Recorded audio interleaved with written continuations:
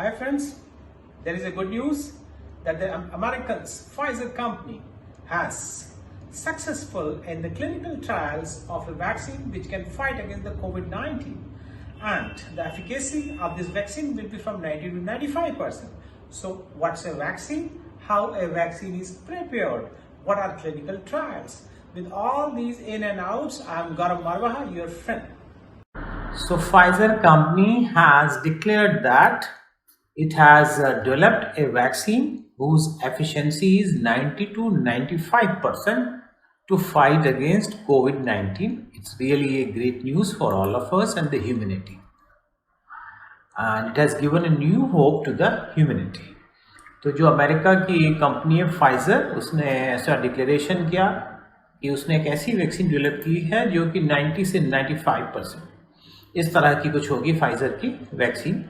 तो and this research is in collaboration with the Germany's BioNTech company. और सोचिए इसका सक्सेस रेट 90 से 95% के बीच का होगा। तो इन जनरल अगर हम बात करें तो किस तरह से ये वैक्सीन काम करेगी, दोस्तों आपको पता ही है कि जो कोविड-19 है इस तरह से वो वायरस होता है, और उस वायरस जो है एक लिपिड मेम्ब्रेन के अंदर होता है, और इस तरह से प्रोटीन स्पाइक्स होते हैं। एंड ये जो स्पाइक्स हैं प्रोटीन के बने होते हैं और ये बड़े ही कंटेजियस होते हैं। ये किसी भी चीज़ से जल्दी चिपकते हैं, जिससे जो कोविड-19 है बहुत जल्दी फैलता है। तो एक्चुअली जो वैक्सीन बनती है वो वायरस का कोई ना कोई स्ट्रेन लेके बनती है। और आपको पता ही है जो 19 वायरस है आरएनए वायरस है, तो ये जो इसके ऊपर जो स्पाइक्स हैं यही स्पाइक लिए जाते हैं और mRNA लिपिड नैनो पार्टिकल्स के सहयोग से ये पूरा काम किया जाता है। M मतलब मैसेंजर RNA, और इस जो प्रोटीन स्पाइक जो पार्ट लिया गया है उसके खिलाफ एंटीबॉडीज बनती हैं, और यही एंटीबॉडीज रोग से प्रतिरोधन क्षमता विकसित करती हैं। सो जो कोविड-19, around that COVID-19 there are the protein spikes, and a representation of a protein spike is taken, and which is act as a messenger RNA, and against the response of these mRNA the antibodies are produced, and these antibodies fight against the COVID-19। और ऐसा माना जाता है कि 95% तक ये बचाव कर सकती हैं, और ऐसा माना जाता है कि वर्ल्ड में ये मार्च तक अवेलेबल होंगी। Mister Tarun Kumar Pithode, all India 7th rank in IAS 2009। Gaurav Marwa sir का बहुत बड़ा योगदान है मेरी सफलता में, and since I was a regular student of his class I did not attend any other coaching in Delhi और anywhere else for general studies, and I am personally thankful to him. तो दुनिया में जो भी वायरल डिजीजेज हैं उनके लिए बहुत सारी वैक्सीन्स हैं। अगर हम उनको कंपेयर करें तो ये जो फाइज़र और बायोएनटेक वैक्सीन है जो यूएस और जर्मन कंपनी के सहयोग से बनी है, तो इसको हम मानेंगे आरएनए वायरस जेनेटिक, जैसा आपने बताया कि जो प्रोटीन स्पाइक है उससे ये बनी है। और इसके दोस्तों 2 इंजेक्शन जो हैं दिए जाएंगे 21 डेज अपार्ट, यानी एक इंजेक्शन फिर 3 हफ्ते का गैप और उसके बाद फिर एक इंजेक्शन। और ये कितनी इफेक्टिव है? More than 90%। लेकिन इस वैक्सीन को -80 डिग्री स्टोरेज की ज़रूरत होगी। और फिर ऑलरेडी हमारे वर्ल्ड में कुछ डिफरेंट डिजीज़ के लिए, वायरस डिजीज़ के लिए जो है वैक्सीन्स हैं, that is MMR vaccine, that is measles mumps and rubella. MMR measles mumps and rubella.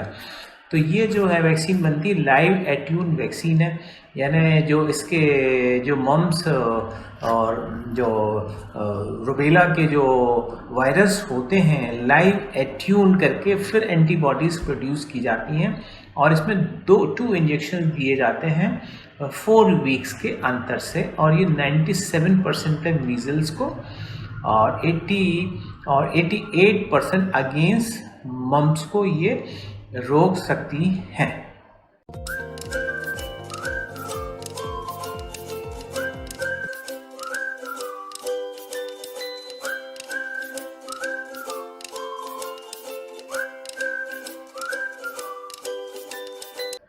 और इसकी स्टोरेज में बड़ी प्रॉब्लम नहीं है। सेकंड 2 डिग्री से 8 डिग्री की भी स्टोरेज चाहिए। तो इन कंपैरिजन टू दैट जो कोविड-19 की वैक्सीन फाइजर ने बनाई है -80 डिग्री स्टोरेज चाहिए, तो ये चीज़ आप ध्यान रखिएगा। और इसी तरह से दुनिया में फ्लू के लिए भी अभी कोई बहुत अच्छी वैक्सीन नहीं बनी है और 40 to 60% तक वो रोक पाती है, लेकिन इतना भी काफ़ी होता है। तो ये एक मैंने कंपैरिजन बताया आपको, जो फाइज़र की जो वैक्सीन है कोविड-19 कोवैक्सीन भी जिसको कहते हैं, वो कहाँ तक कारगर है, तो काफ़ी कारगर है 90 से 95% तक। और यूएसए में तो बहुत जल्दी ये अवेलेबल होने वाली, ऐसा लगता है कि दिसंबर 2020 तक अवेलेबल होगी और लगता है इंडिया में भी फरवरी मार्च तक आ जाएगी, तो ये कियोस्क कम हो जाएगा। एंड रशिया भी इस रिसर्च में पीछे नहीं है। रशिया ने जो स्पुतनिक 5 नाम से वैक्सीन बनाई है और उसके फेज़ 2 और फेज़ 3 ट्रायल्स चल रहे हैं, और हिंदुस्तान में कानपुर में भी इस तरह के ट्रायल्स चल रहे हैं। फिर अगर हम बात करें कि is there any Indian vaccine, तो करीब 7 के करीब हमारी इंडियन फार्मा कंपनीज हैं which are doing research on vaccine. Like इसमें से जो लीडिंग कंपनीज हैं भारत बायोटेक और serum institute, Zydus and Panacea biotech और Indian immunological and Mynvax and biological, ये कंपनीज हैं जो ट्राई कर रही हैं कि इंडियन वैक्सीन भी आए आप, क्योंकि हम सबको मिलके मेक इन इंडिया को भी प्रमोट करना है। और एम्स ने ऑलरेडी जो है अलाउ किया हुआ human trial of covid vaccine, जिसको कोवैक्सीन कहा जाता है। तो बात जब आती है क्लिनिकल ट्रायल्स की, तो व्हाट आर क्लिनिकल ट्रायल्स दोस्तों? सो जैसा कि the name suggest, these are the trials which are done on human beings and they are to check that how much is safe, how much is the efficacy of the vaccine which are put in question। तो इसको human trials कहते हैं और इससे evaluation हो जाता है कि वैक्सीन ठीक ढंग से काम कर रही है कि नहीं और उसके साइड इफेक्ट हैं भी कि नहीं। और दोस्तों बहुत सारे स्टेजेस होती, कई बार मन में होता है ना कि भाई इतना जल्दी क्यों नहीं वैक्सीन डेवलप हो जाती, तो बहुत सारी स्टेजेस होती हैं। जो एक होता है प्री क्लिनिकल ट्रायल्स, जो कि महीने ले सकता है, साल भी लग सकता है। देन फेज़ जो 1 इसका होता है, कुछ लोगों पे ही होता है। प्री क्लिनिकल ट्रायल के बाद फेज़ 1, देन फेज़ 2 में और लोगों पर होता है। फेज़ 3 ये भी कई हफ्ते, कई महीने, कई ईयर हो सकता है। और फेज़ 4 जो है हज़ारों लोगों पर होता है। And after that when it is prove that there are no sizeable side effect, तो फिर वो वैक्सीन फाइनली अप्रूव होती है। हालांकि फेज़ 3 के बाद एक अप्रूवल मिल जाता है। तो ये था जो है क्लिनिकल ट्रायल्स। और इंडिया में कौन सी ऐसी एपेक्स एजेंसी है दोस्तों जो इसे अप्रूव करती है, या जो रेगुलेटरी बॉडी है वैक्सीन की फील्ड में? तो in India there is a body, आपको याद पता होना चाहिए नाम, दैट इज CDSCO।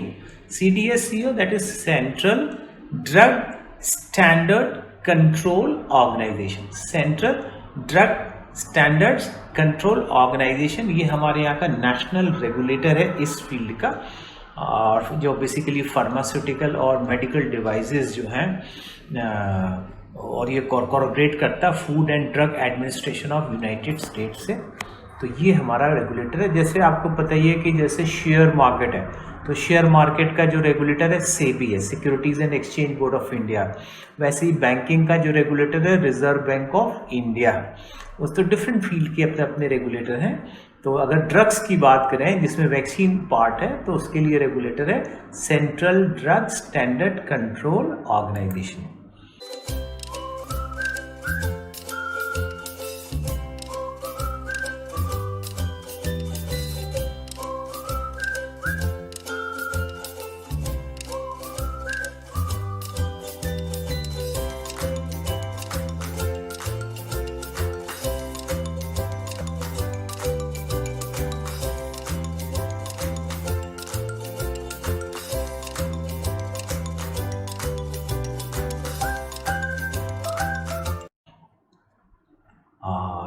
ये जो है basically ministry of health and family welfare उससे कोऑपरेट करता है इस फील्ड में।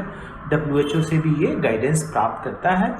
और जैसे हमने फेजेस देखा था कि जो प्री क्लिनिकल ट्रायल्स के बाद आता है फेज़ 1, और करीब 70% जो ड्रग्स हैं वो ही इसको पास कर पाते हैं, 30% फेल हो जाते हैं। तो ये बेसिकली साइड इफ़ेक्ट वगैरह, सेफ्टी जो है ड्रग की कितनी है ये एवेल्यूएट करता है फेज़ 1। आफ्टर दैट जो फेज़ 2 जो है ये फर्दर एवेल्यूएशन करता है सेफ्टी का, और 33% of the drugs move to the next stage, यानी इस स्टेज को करीब 1/3 ड्रग ही क्रॉस कर पाते हैं। Then come the crucial phase 3, ये फिर चेक करता है कि कितनी इफेक्टिव है, कोई बड़ा साइड इफ़ेक्ट तो नहीं है, और करीब 25 से 30% ड्रग इसको क्रॉस कर पाते हैं। फेज़ 3 के बाद एक मंजूरी मिल भी सकती है कि मार्केट में वो चीज़ उतर सकती है, और फाइनली जो स्टेज होती है स्टेज 4 होती है, उसमें एडिशनल इन्फॉर्मेशन प्रोवाइड की जाती है। और जैसे मैंने बताया हज़ारों लोगों पर होता है, तो दोस्तों टाइम लगता है क्लिनिकल ट्रायल में। सो आपने इस तरह से जाना कि जो फाइज़र ने अपनी वैक्सीन जारी की, रशिया ने भी स्पुतनिक 5 जारी की, और इंडियन कंपनी भी इस फील्ड में लगी हुई हैं। लेट्स होप कि ये जल्दी ही आम भारतीयों को भी अवेलेबल होगी। So thank you very much for watching this. So दोस्तों, आपको ये वीडियो कैसे लगा कमेंट बॉक्स पे अपना कमेंट कीजिएगा। ये वीडियो आई होप आपको पसंद आया होगा तो जरूर लाइक करिएगा, इसको फ्रेंड्स के साथ शेयर भी करिएगा, और इसको हमारे चैनल को जरूर सब्सक्राइब कीजिए और बेल आइकन जरूर दबाइए। ये सब्सक्रिप्शन बिल्कुल फ्री है, ये आपकी प्रिपरेशन को और आगे बढ़ाएगा, नॉलेज को आगे बढ़ाएगा। और अगर आप बेल आइकन दबाते हैं तो हमारे नेक्स्ट वीडियोस के बारे में भी आपको जानकारी मिलेगी दोस्तों।